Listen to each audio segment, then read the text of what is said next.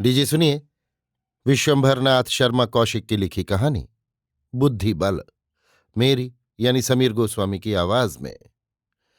कुछ लोगों की धारणा है कि एक सुशिक्षित तथा बुद्धिमान व्यक्ति प्रत्येक बात का तत्व समझने की क्षमता रखता है। उसे भले बुरे सच्चे झूठे ऊंच नीच इत्यादि सब का ज्ञान हो जाता है। कोई उसे धोखा नहीं दे सकता, कोई उसे ठग नहीं सकता, ना कोई बेवकूफ बना सकता है। ऐसी धारणा रखने वालों में हमारे पंडित नवीन चंद्र भी हैं। पंडित जी ने एमए एलएलबी की डिग्री प्राप्त की है, साथ ही संस्कृत की शास्त्रीय परीक्षा भी पास है। ऐसी दशा में यदि पंडित जी अपने को एक बड़ा विद्वान तथा बुद्धिमान समझें तो इसमें आश्चर्य की क्या बात है।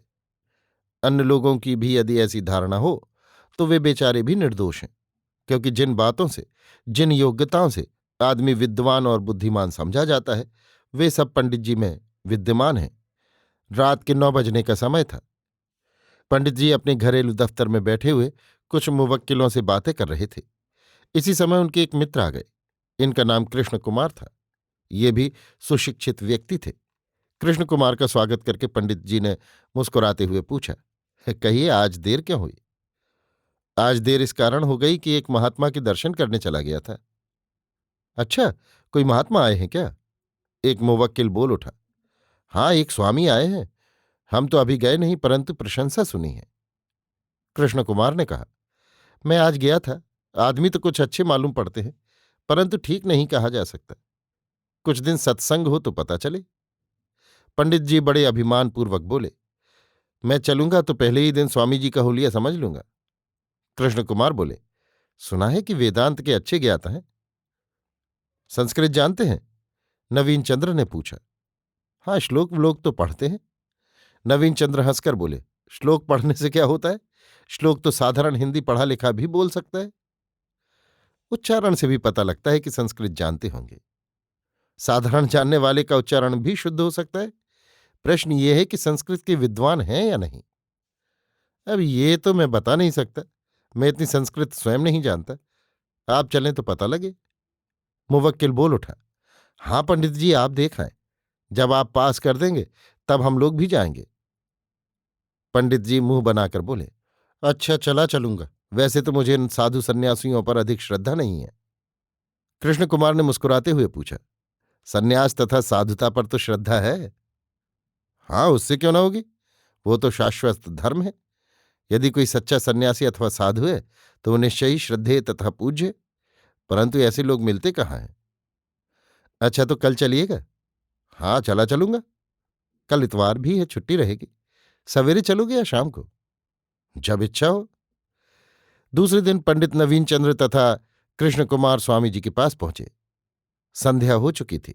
गंगा तट पर फूस की एक बड़ी सी कुटिया में स्वामी जी विराजमान थे। स्वामी जी के कुछ भक्तगण जमा थे।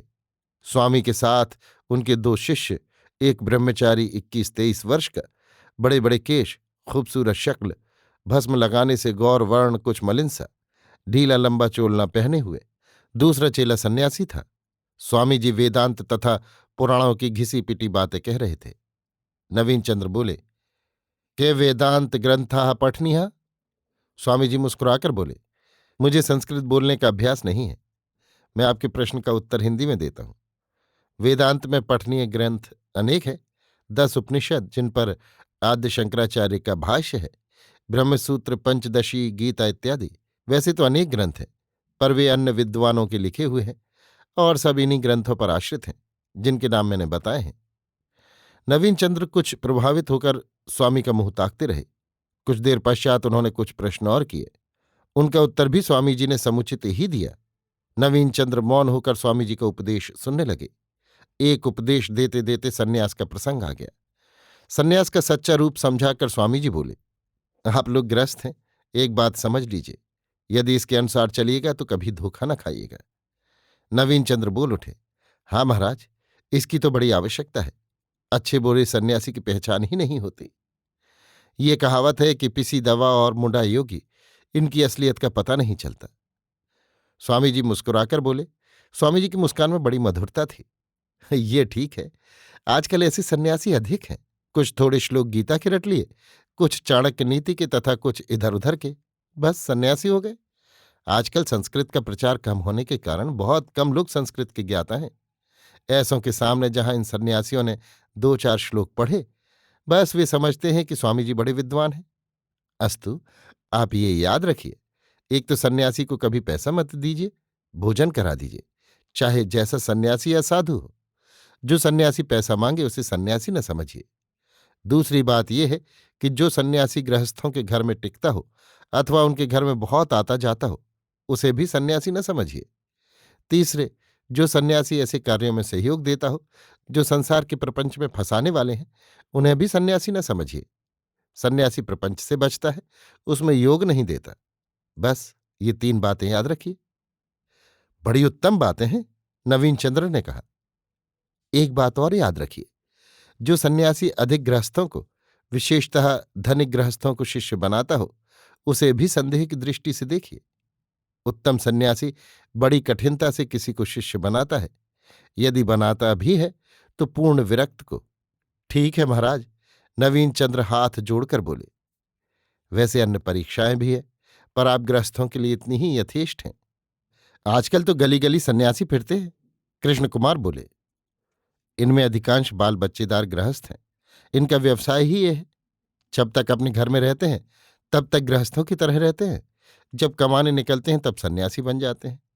ये अपने पुत्रों को भी यही शिक्षा देते हैं। उन्हें कुछ श्लोक रटवा देते हैं और बात करने का ढंग सिखा देते हैं। जब तक अल्पवयस्क रहते हैं तब तक इन्हें ब्रह्मचारी बनाकर साथ रखते हैं। जब यथेष्ट वयस्क हो जाते हैं तब खोपड़ी घुटवा देते हैं। ये लोग रहते कहाँ हैं महाराज? देहातों में रहते हैं।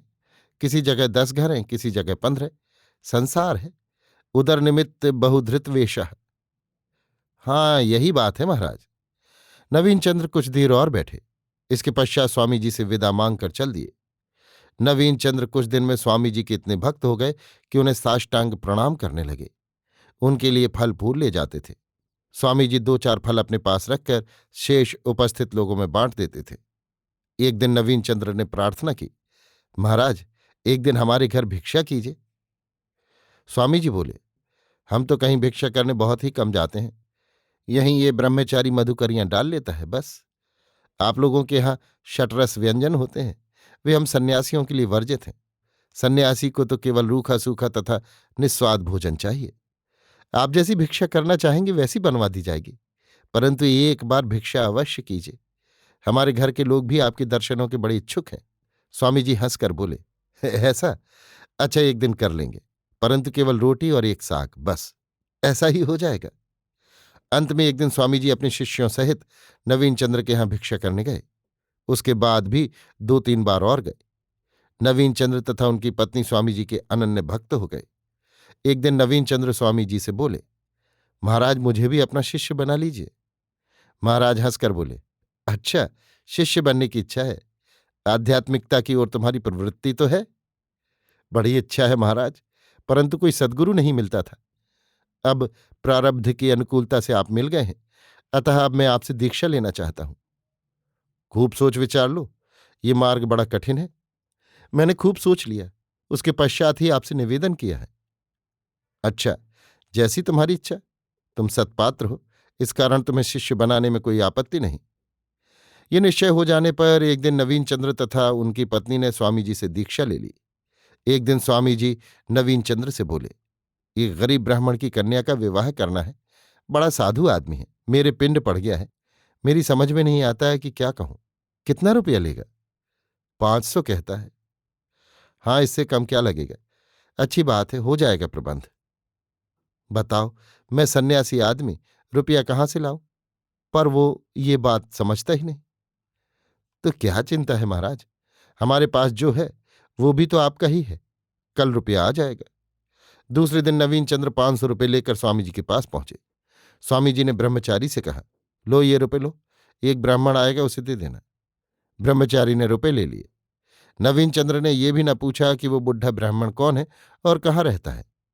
इसके पश्चात 1 सप्ताह व्यतीत हो गया। एक दिन प्रातः कृष्ण कुमार घबराए हुए आए और बोले, आपके गुरुजी गिरफ्तार कर लिए गए। नवीन चंद्र बोल उठे, क्या बकते हो? बिल्कुल ठीक कह रहा हूं। स्वामी जी एक औरत भगा लाए हैं, उनके नाम वारंट था, आज पुलिस ने धर लिया। और वो स्त्री? ब्रह्मचारी ही वो स्त्री निकला। स्वामी जी उसे ब्रह्मचारी बनाकर साथ लिए हुए थे। नवीन चंद्र स्तब्ध रह गए। कृष्णचंद्र बोले, अब आप जैसा आदमी धोखा खा गया, तब दूसरों की क्या गिनती। अब तो आपको मानना पड़ेगा कि आप सब बातों का तथ्य केवल अपनी बुद्धि के बल से नहीं जान सकते। नवीन चंद्र मौन होकर सोचते रहे। तत्पश्चात कुछ झेंपते हुए बोले, वाकई बड़ा गहरा धोखा खा गए। इसका पश्चाताप जीवन भर रहेगा।